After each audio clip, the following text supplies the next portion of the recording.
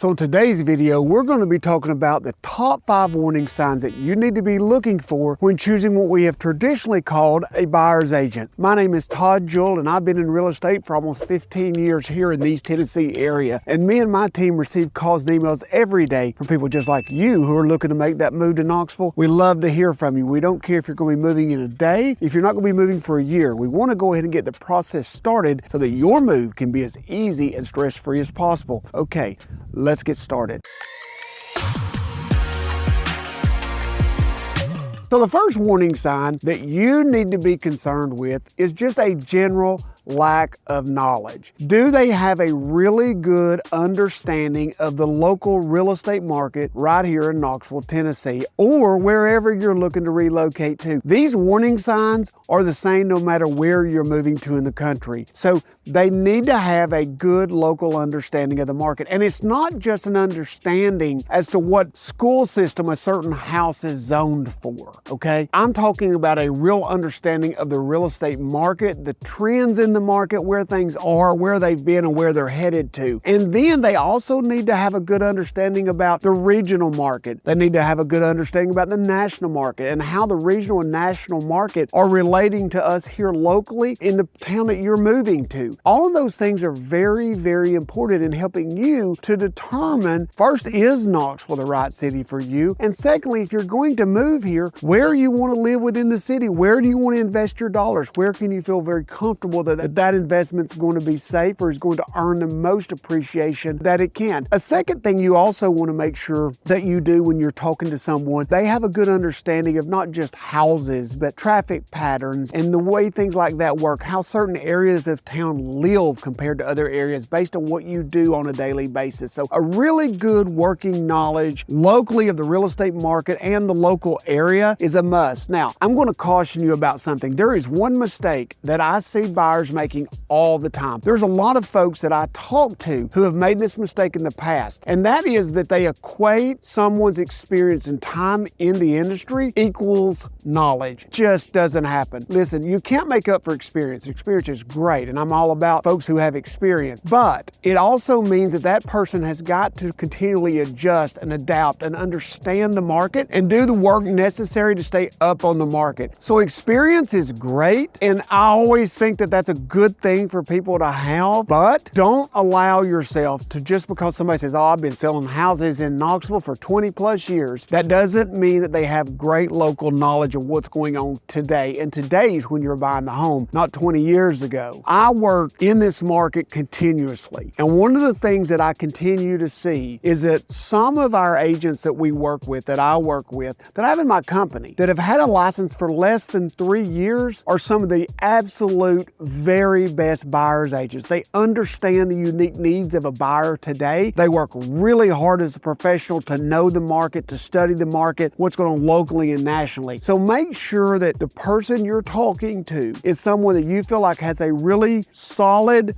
knowledge level locally, regionally, nationally, so that they can help you make the right decisions as it relates to your home. So the second big warning sign that you definitely need to look out for is a lack of communication or poor communication. Listen, if it starts out to where it's hard to get hold of someone, they don't call you back, you send emails that they don't respond to, and listen, anything can happen. I have things that go to spam or whatever, but I'm talking about, you know what I mean, agents who don't answer their phone and those things. Listen, it is not going to get better. So if it starts out bad, it's only going to get worse. And there's nothing more important for you when you're relocating to a new city, a new market, or anything like that, that you have an agent that you can get hold of when you need to, that's willing to answer the phone, answer questions, respond to emails and text, and those things in a timely manner. And listen, I'm not saying someone's always going to answer the phone immediately. Here's the thing. I'm shooting a video right now. I can't answer the phone. I may be with a client later this afternoon. I'm not going to answer the phone, but you should be able to respond as a professional real estate agent sometime within 24 hours, worst case, and usually on the same day. You know, it doesn't take an hour or so after you're done with all of our appointments today to go back through my emails, or at least to go through my voicemails and to make sure and call all those folks back that I need to call. So a lot of people get into a situation with someone that they don't really know very well, because you don't know these agents agents, you don't know me until you start to communicate with me. And then you find out, am I someone who communicates with you well? And is it easy to communicate with me and reach me? So those are the things, that's the second thing that you need to be looking out for. So the third warning sign that you need to be very careful if you see is that they don't take the time to get to know you and your particular situation. See, our industry's changing. And over the years, real estate agents waited on people to call when they wanted to look for a house, help you find a house, we show you houses, you buy a house. That's just not how it works anymore. One of the things that I feel like is absolutely so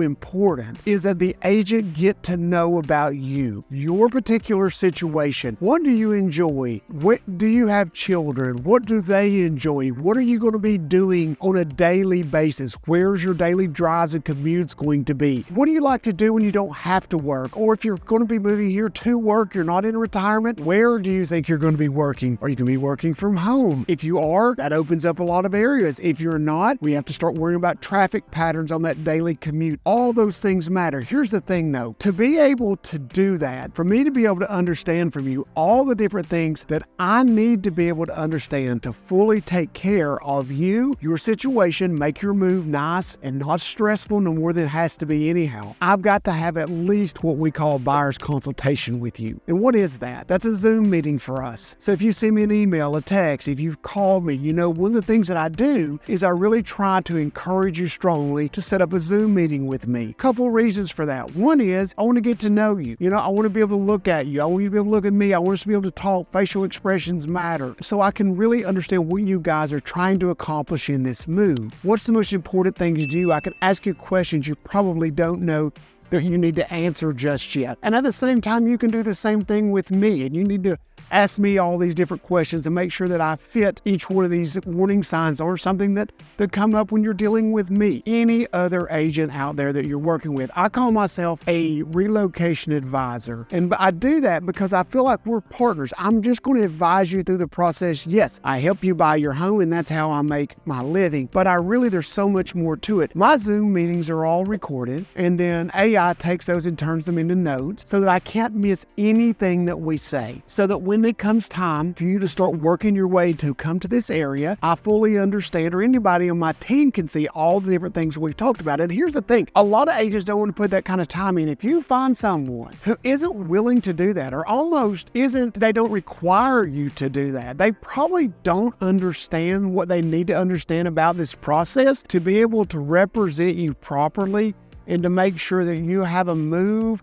and you end up in a location that fits what you're looking for. The fourth warning sign you need to be worried about is very much related to number 3, and that is they're not just going to get to know you and take the time to get to know you, but are they available for you? They're communicating with you, they answer the phone or return calls. When you need to meet with them, are they going to be willing to meet with you? If you come into town and you're going to stay here for a week because you want to get around the area, maybe you're at the part where you're getting closer to buying, you need to be able to see the areas. And let me just tell you, I can point things out on a map, but you're still not going to understand the area like you are if I take you around in the area, or at least if you go through those areas on your own and then we meet afterwards or the next morning, sit down, answer questions, concerns, things you found that you liked or didn't like, things you didn't find that you want to have in an area where your concern is not there. Those are the types of availability things that they should take the time to show you a home. And most agents will show you a home when it comes time to buy because that's when they get paid. But I'm talking about availability, not just at that time. I'm talking about availability in their time throughout the process. And, I talk to a lot of folks out there who are looking to buy right now. And, they always say, Todd, I don't want to take your time. I appreciate this. I know you're real busy. Listen, yes, I'm busy. But the reality of it is I work for you and with you. And I'm only busy if I take good care of you. So you're always our top priority. If I'm not on a camera or I'm not with a client, I'm going to be available for my clients. So the phone, a Zoom, whatever you need to do, we'll talk. And I have clients who I text almost daily with right now as they've gone back home, but we're continuing to work through trying to find them a home here in Knoxville. So you make sure that you point out that you're going to need that agent to be available, and then you test them early in that relationship to make sure that they are available before you get locked in to someone. So the fifth warning sign is something that's always been a warning sign, and that is a high pressure real estate agent. agent. They're always pressuring you to buy a home, make a decision, settle for something that doesn't really